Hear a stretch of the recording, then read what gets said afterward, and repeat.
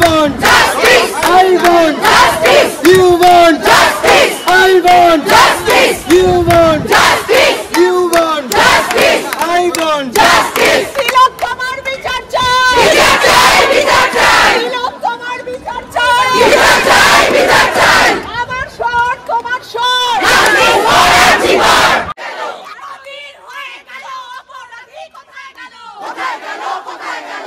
We want justice. We want justice. We want justice. We want justice. We want justice. We want justice. We want justice. শেষ না দেখে ছাড়বো না।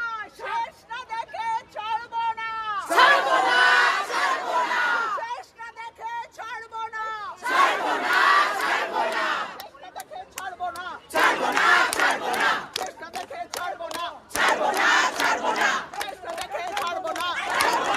ডাক্তাররা আজকে পরিষেবা দিচ্ছে কুমোরটুলিতে, ওরা ছোট ক্যাম্প খুলেছে কুমোরটুলিতে, তো সেটা নিয়ে কি বলবে? একদিক থেকে আন্দোলন আর একদিকে রোগীকে সেবা দিচ্ছে, সেটা নিয়ে কি বলবে? ডাক্তারদের ধর্মই তো রোগীকে সেবা দেওয়া, রোগীর পাশে থাকা, সেটাই তারা করছেন। আর এই যে কর্মবিরতি বা কিছু, কিন্তু আমরা তো জানি যে এমার্জেন্সি বিভাগগুলো খোলা আছে, সেখানে মানুষ পরিষেবা পাচ্ছেন। মানুষ কতটা ডেসপারেট হয়ে গেলে এইভাবে পথে নামতে পারে? তাদেরও তো কাজ, তাদেরও প্রফেশন, কিন্তু তারা সেটার থেকেও বেরিয়ে এসে এই বিচারের ব্যবস্থা, বিচার চাইছে। সেটা কি বলবো, মানে এটা সিচুয়েশন হচ্ছে, নতুন কোনো ঘটনা না, এইরকম ঘটনা প্রতিনিয়ত আমাদের আশেপাশে ঘটছে। কিন্তু এইবার হয় না যে মানুষের যখন বলে পিঠ থেকে যায়, তখন তার গলার আওয়াজটা বেরোয়। এতদিন চুপ থেকে থেকে থেকে থেকে এবার মানুষের গলার আওয়াজটা বেরোচ্ছে, এবং সেই জন্য এত মানুষ পথে নেমেছে। বেসিক্যালি কাদের থেকে চাইছেন, রাজ্য সরকার না সিবিআই? তারা বিচার ব্যবস্থার সঙ্গে যুক্ত, তাদের কাছ থেকে তো বিচার চাইবে। বিচার তো আমি আপনি করতে পারবো না, যারা বিচার ব্যবস্থার সঙ্গে যুক্ত তারাই বিচারটা করবেন এবং সঠিক বিচার করবেন, এটাই আশা রাখবো এতদিন পরে।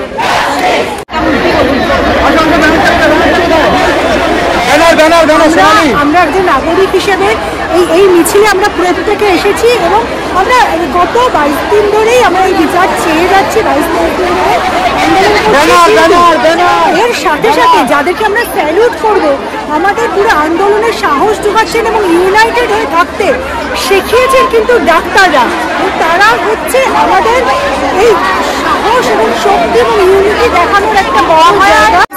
সেটাই বলছি, এবং যেহেতু ওনাদের নামে প্রচুর মিথ্যা রিউমার ছড়ানো হচ্ছে যে ওনারা নাগরিকদেরকে সেবা দিচ্ছেন না, পরিষেবা দিচ্ছেন না, নাগরিকরা হেনস্থা হচ্ছে, ওনারা নিয়মিত বিভিন্ন জায়গাতে কখনো টেলিকলিং করে, কখনো কুমোরটুলিতে যে আসবে ওনারা জাস্টিস নিতে, এক্স্যাক্টলি না, ওনারা পরিষেবাও দিচ্ছেন কিন্তু প্যারালালি প্রতিবাদও করছেন। মানে পরিষেবার সাথে প্রতিবাদের কিন্তু কোনো বিরোধিতা নেই। এইখানে ওনারা প্রতিবাদ করার জন্য ওনারা যে পরিষেবা দিচ্ছেন, ওনাদের নামে মিথ্যা প্রোপাগান্ডা করছে, সেটা কিন্তু মানুষ এখন বুঝে গেছে। এবং ডাক্তারদের স্যালুট, এবং আপনাদের পাশে আমরা সবাই আছি, এবং আমরা সবাই একই রকম করে তিলোত্তমার সাথে হওয়া আপনাদের বিচার চাই এবং আপনাদের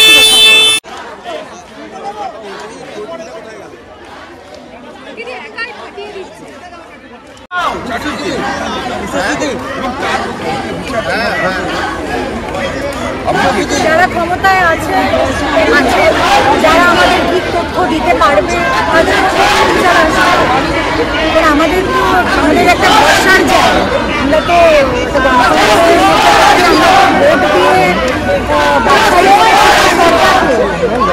সরকার আমাদের অভিভাবক, আমাদেরকে ঠিক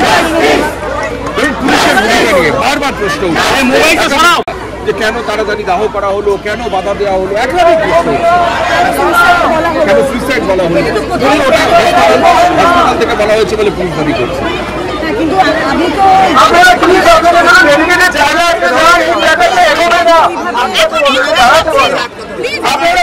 আমার মধ্যে সর্বস্তরে সবাই প্রতিবাদ করছে এবং সেটাকে এবার কেউই হাল ছাড়বে না। সেটা তো বিরোধী দলের একটা রাজনীতি থাকবেই, সেটা নিয়ে আমার কোনো বলার কিছু বক্তব্য নেই। বিরোধী দলের একটু বলারই কথা এই সময়, কিন্তু আমরা যারা কোনো দলীয় রাজনীতির ঊর্ধ্বে একটা নিজস্ব রাজনৈতিক মতাদর্শ নিয়ে চলি, তারা সবাই পথে নামছে। তারা যে আমার মঞ্চে প্রতিবাদ জানানোর কথা মঞ্চে জানাচ্ছে, অরিজিৎ সিং গান লিখছে, তো সেটা তো সর্বস্তরে হচ্ছে। সেটাই হচ্ছে জনগণের একসাথে অভ্যুত্থান বলা যেতে পারে।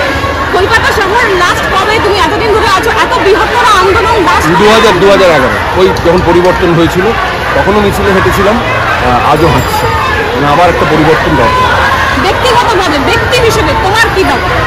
ব্যক্তি হিসেবে একটাই দাবি, যাতে আমরা এরকমভাবে কলুষিত একটা সমাজে স্বাস্থ্য ব্যবস্থা, শিক্ষা ব্যবস্থার যে দুর্নীতি, যে অসভ্যতা, মানে যেরকম নকারজনক ঘুষ থেকে শুরু করে টিকিরি, মানে এত রকম দুর্নীতি, আমি কী বলবো। তো পরের প্রজন্ম কী সমাজ পাবে? পশ্চিমবঙ্গ নিয়ে আমরা যে গর্ব করি, তো গর্বের জায়গাটা যাতে ক্ষুণ্ণ না হয়, সেই জায়গাটা আবার ফিরিয়ে আনে।